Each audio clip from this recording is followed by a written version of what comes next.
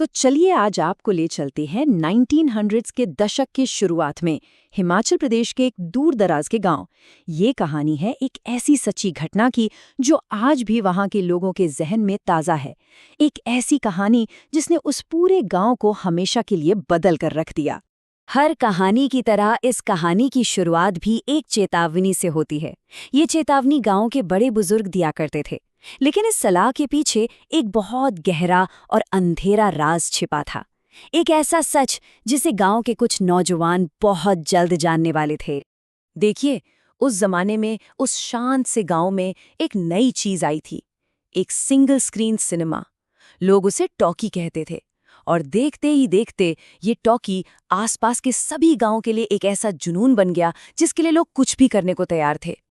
तो ये टॉकी आखिर था क्या? जरा सोचिए, एक बड़ा सा कमरा, सामने एक सफेद पर्दा और कई गांव के लोग एक साथ बैठकर अपनी जिंदगी में पहली बार चलती फिरती तस्वीरें देख रहे थे।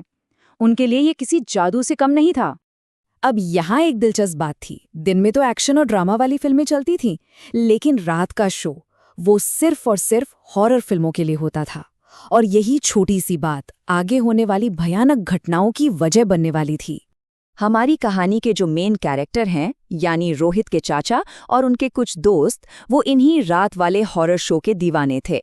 वो हर रात लगभग 3 किलोमीटर पैदल चलकर टॉकी तक जाते थे, ये सोचे बिना कि उनका ये शौक उन्हें सीधे मौत के मुंह तक ले जाएगा। तो अब आते हैं उस रात पर जब पहली बार उनका सामना उस चीज से हुआ। सिनेमा तक जाने का जो रास्ता था वो एक बहुत पुराने और बदनाम बरगद के पेड़ के पास से गुजरता था। जी हाँ, वही पेड़ जिसके लिए बुजुर्ग चेतावनी दिया करते थे। उस रात की घटनाएं कुछ इस तरह हुईं। रात 8 बजे वो लोग घर से निकले। रास्ते में बरगद के पेड़ के पास उन्हें कुछ अजीब आवाजें सुनाई दीं, पर उन्होंने ध्यान नहीं दिया। लेकिन जब फिल्म खत्म करके वो सुबह के 1 बजे लौट रहे थे, तब असली खौफ उनका इंतजार कर रहा था। लौटते वक्त फिर से वही सीटी की आवाज आई। इस बार चाचा ने गुस्से में आकर पेड़ की तरफ देखा और चिल्लाकर चुनौती दी, और तभी पेड़ के ऊपर से एक ऐसी भयानक आवाज आई जिसने उनकी रूह कपा दी। मुझे देखना चाहते हो? बताओ। और फिर वो चीज उनके सामने थी, लगभग 6 फीट लंबी एक औरत की आत्मा जो सफेद कफन में लिपटी हुई थी। उसकी आंखें और बाल एकदम सफेद थे, होठ ऐसे लग रहे थे जैसे किसी ने सिल दिए हों, और उसका जबड़ा साफ दिख रहा था। ये एक ऐसा मंजर था जिसने उन दोस्तों को अंदर तक हिलाकर रख दिया। इस खौफनाक नज़ारे को देखकर रोहित के चाचा का डर गुस्से में बदल गया, और उन्होंने गुस्से में अपनी कुल्हाड़ी निकाली और उस आत्मा की तरफ फेंक दी। कुल्हाड़ी सीधे उसे जाकर लगी, और बस उसी पल के साथ ये एक डरावना अनुभव एक सीधी टक्कर में बदल गया। वो लड़ाई उस पेड़ पर ही खत्म नहीं हुई। चाचा के उस हमले ने जैसे उस आत्मा को गांव तक आने का एक खुला न्योता दे दिया था।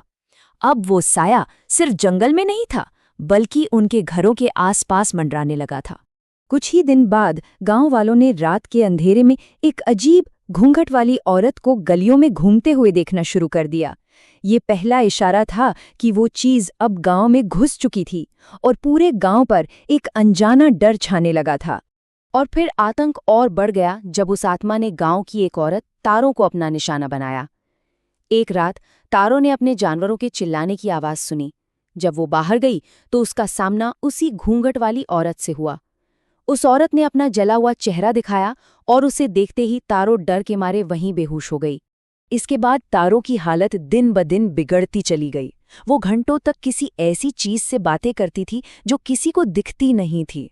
अब गांव वालों को पूरा यकीन हो गया था कि उस आत्मा ने तारों के शरीर पर कब्जा कर लिया है। जब गांव वाले हर तरफ से हार गए तो उन्होंने आखिरी रास्ता अपनाया। वो मदद के लिए पास के शमशान में रहने वाले एक तांत्रिक के पास पहुंचे, जिसके बारे में कहा जाता था कि वो आत्माओं से बात कर सकता है। तांत्रिक ने तारों को देखते ही एक ऐसा सच बताया जिसे सुनकर सबके होश उड़ गए। उसने बताया कि ये आत्मा उसी की भेजी हुई थी। वो अपने तंत्र मंत्र के लिए इसका इस्तेमाल करता था, लेकिन एक बार उसने आत्मा को उसका हिस्सा यानी मांस नहीं दिया। इसी बात से नाराज होकर वो आत्मा उसी बरगद के पेड़ पर रहने लगी थी। तांत्रिक ने गांव वालों को भरोसा दिया कि वो अगली अमावस्या की रात को शमशान घाट में एक बहुत शक्तिशाली पूजा करेगा और उस आत्मा को हमेशा हमेशा के लिए गांव से दूर भगा देगा। अब सबकी उम्मीदें बस उसी एक रात पर टिकी थी। पूजा के बीच में वो आत्मा सामने आई और उसने सीधे रोहित के चाचा की तरफ इशारा करके कहा, मुझे इसका दिल खाना है। तांत्रिक ने जब मंत्रों से उसे कमजोर किया तो आत्मा ने अपनी मांग बदल दी, ठीक है, बस इसके खून की 2 बूंदें दे दो। तांत्रिक ने चाचा को साफ साफ मना कर दिया कि ऐसा बिल्कुल मत करना।